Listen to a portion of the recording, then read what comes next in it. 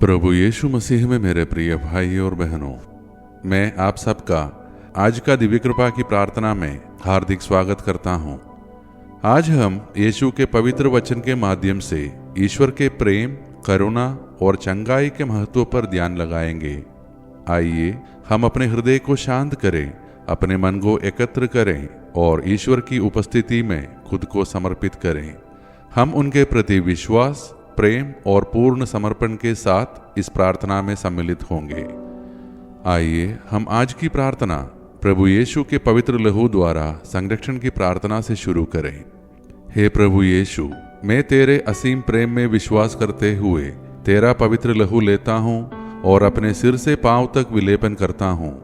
मैं अपने जीवन के लिए तेरे पवित्र लहू द्वारा, तेरे पवित्र क्रूस द्वारा और तेरे पवित्र वचन द्वारा संपूर्ण संरक्षण की मांग करता हूँ।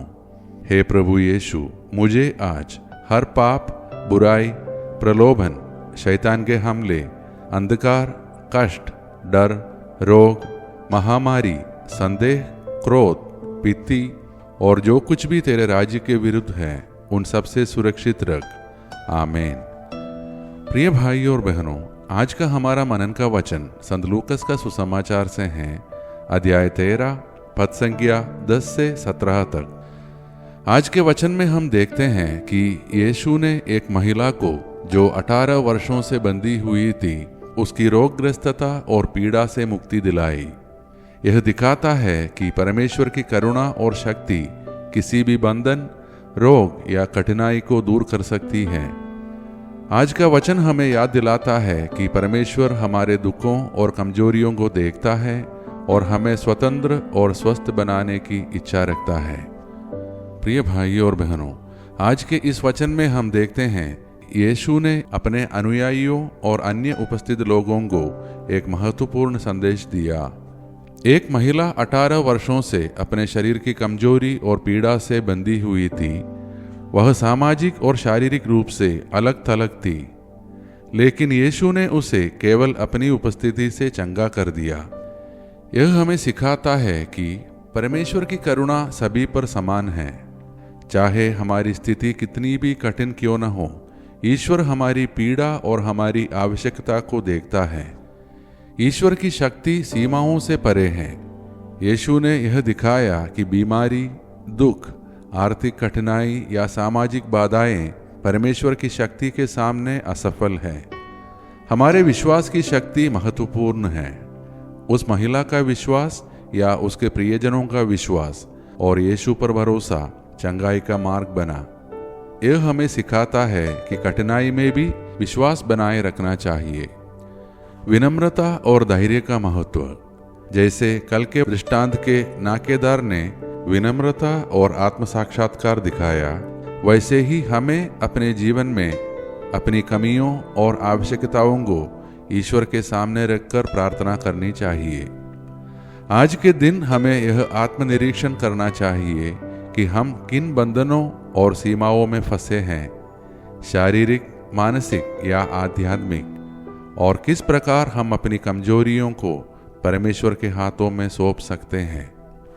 तो अब आइए मेरे प्रिय भाई और बहनों, परमेश्वर पर भरोसा रखते हुए हम सब अपने आप को उनके हाथों में सौंप दें और मिलकर प्रार्थना करें। हे सर्वशक्तिमान परमेश्वर, हम आपके सामने अपनी आत्मा को खोलते हैं।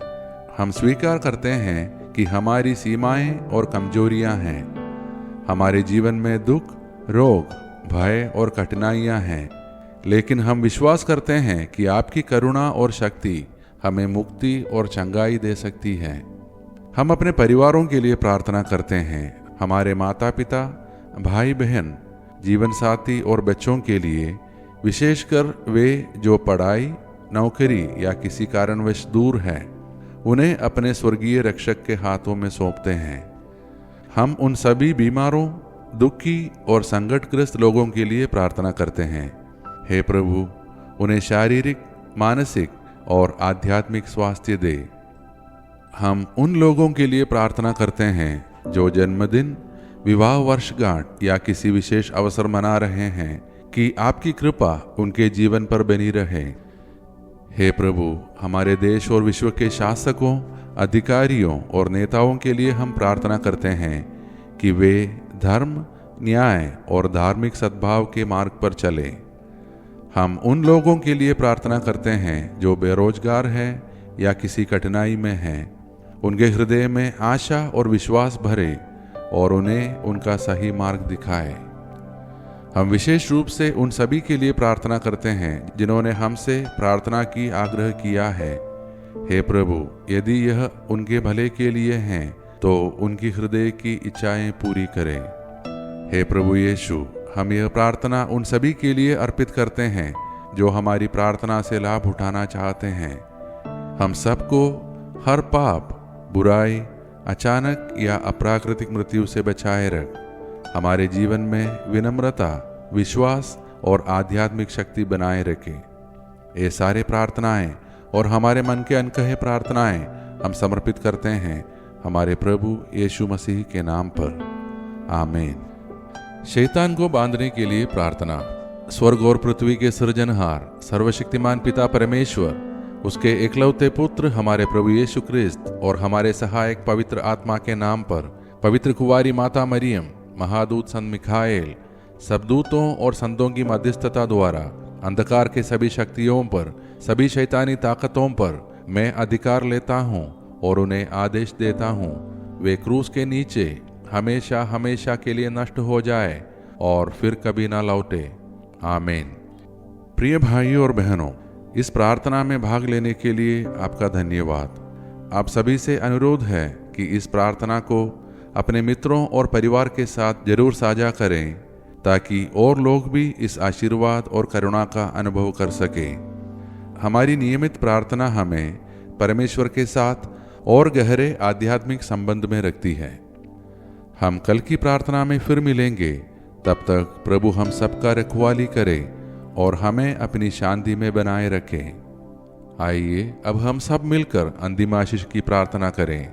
ईश्वर को महिमा, देवदूतों को सम्मान मिले, शैतान को पराजय, पवित्र क्रूस को विजय मिले, विश्व में फैली कलीसिया को प्रतिष्ठा मिले, मृतकों को पुनरुत्थान, पश्चातापियों को स्वीकृति, कैदियों को रिहाई, रोगियों और दुर्बलों को स्वास्थ्य चंगाई, अनाथ तथा विधवाओं को न्याय मिले और विश्व के चारों दिशाओं में क्रिस्त की महती शांति और अनुग्रह की वर्षा हो। हम पर जो कि दुर्बल और पापी है, संपूर्ण विश्व पर उसकी सीमाओं तक हमारे प्रभु यीशु क्रिस्त की अनुकंपा और करुणा उतरे और छाई रहे अब और अनंत काल तक। आमीन।